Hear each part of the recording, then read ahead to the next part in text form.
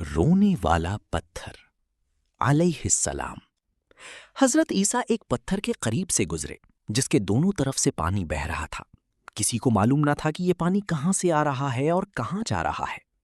آپ علیہ السلام نے پتھر سے دریافت فرمایا، اے پتھر، یہ پانی کہاں سے آ رہا ہے اور کہاں جائے گا؟